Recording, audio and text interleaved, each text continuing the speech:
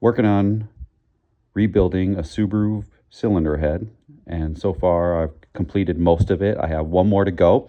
The exhaust valve were a little bit long compared to the bucket sizes I had, and I needed buckets either smaller, or I needed the valve itself to be shorter. So I looked into buying some valve grinding machines, but they're extremely expensive, especially for a guy just in his garage. So I threw together some equipment that I got from Harbor Freight, and I wanted to display that. So first I'm going to pull out my last valve that I need to grind a little bit shorter. All right. And I come over here. I have a super cheap mini lathe that I got from Harbor Freight for super cheap. And so I need to take out about at least 0.08 of an inch off of this. So the head of the mill is only so big, and it won't fit this grinding wheel that I got for like $5 also at Harbor Freight. Came in a pack because they have like a mini grinder. So I just put a bolt through it and lined it up. I squared the table so that it would cut straight through this. So next I kind of needed a way to get this valve to sit tightly against the side of the post. So I use this nut that goes on the end of this screw that goes through the middle. I do one on both sides so that it sits, and it kind of sits, it doesn't sit flat against the, it actually sits at an angle a little bit. So as I tighten the screw, it pulls it towards the post, and it kind of squares it up. So I'll demonstrate that real quick. Just put that in there. I'll put this at an angle, get it in there, turn the screw. I don't know if you can kind of see it in there. I like to get it right in the, oh, this is kind of the boring part.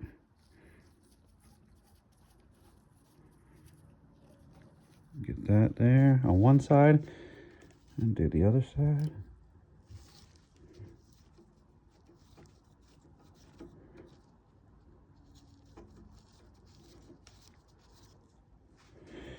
All right. You can kind of see. Sorry if that's not in focus. It's definitely not in focus for my eyes being so close to the screen on the way. I got this little neck mount for the phone. So I get that all sturdy, make sure I can't move it. And I move the, like I said, normally a valve grinding machine would be the same type of device where it'd have a grinding wheel, and but again, they're extremely expensive. But maybe if you owned a shop, it wouldn't be so bad if you did it all the time. So I turn the table so that the valve hits the grinder or the grinding wheel. I remove it from the face, and I turn on, and I turn it all the way up so it spins fast as it can. Because these are hardened valves, so you need the grinding wheel to be moving at a high rate of speed. And if you can kind of see on the front of this dial indicator, there's a measurement system. So I want to go 8 thousandths, so that would be 8 of these marks. And I do it 2 marks at a time, so it'd be 2 thousandths at a time. So I'm right here. I go in 1, 2, and then I wheel it in, and I try to listen to the sound that it's making. And I go relatively slow.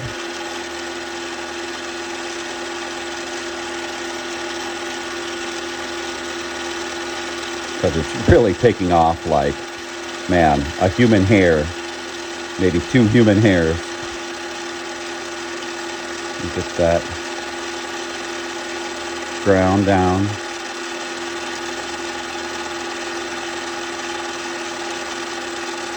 And then I also like to, because as the grinder is spinning and the metal is contacting the grinding wheel, it's taking off material from the grinding wheel. The grit is actually coming off.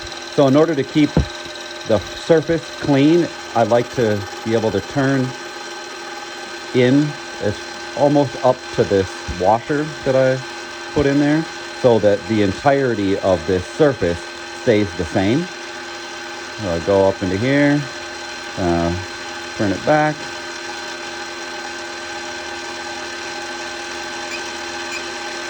Pretty simple.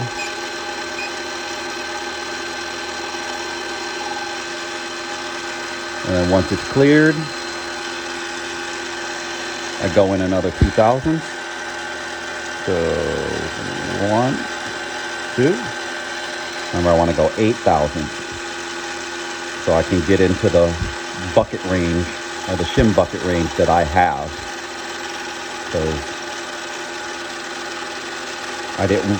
new buckets themselves cost $30 a piece, and this is free. Actually, this wheel cost me, I think, $6.99 from Harbor Freight, and this tool that I use for all kinds of stuff was like $300 or maybe $500.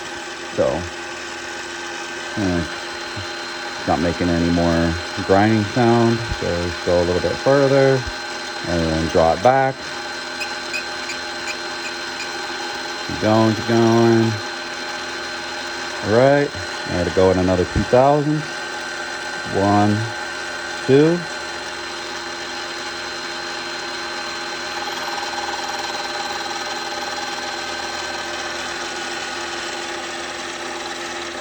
I'm hoping that this is coming out. Like I said, my vision is the worst. Especially the things that are up close.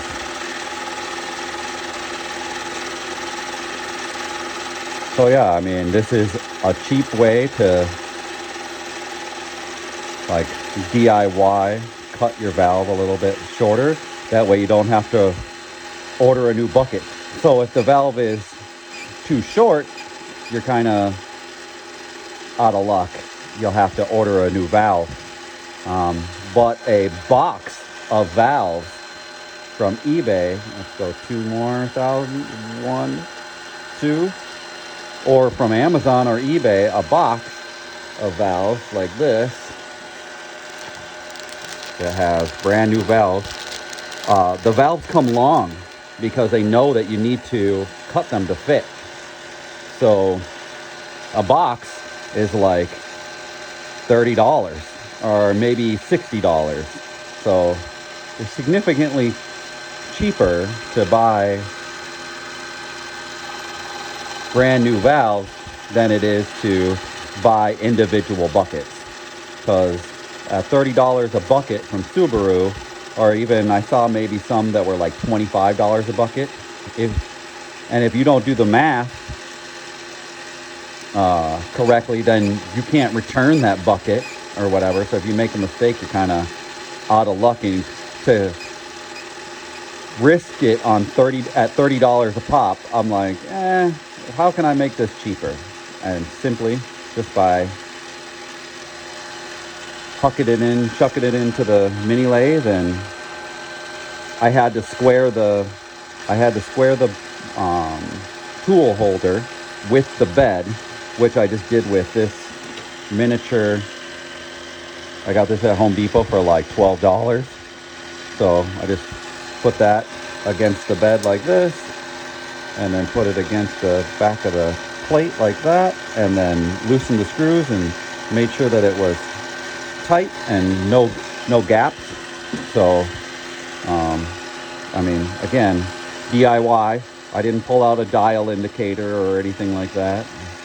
And I would say that if it's within 1/4 of a degree, I don't think it's going to be too much of a problem.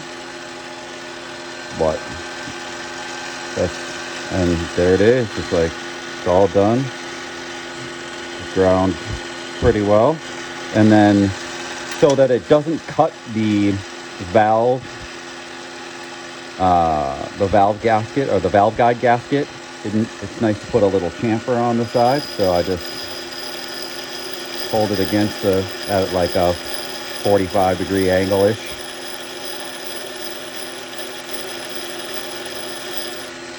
Get a couple spins, knock down any kind of burrs on it, clean it off.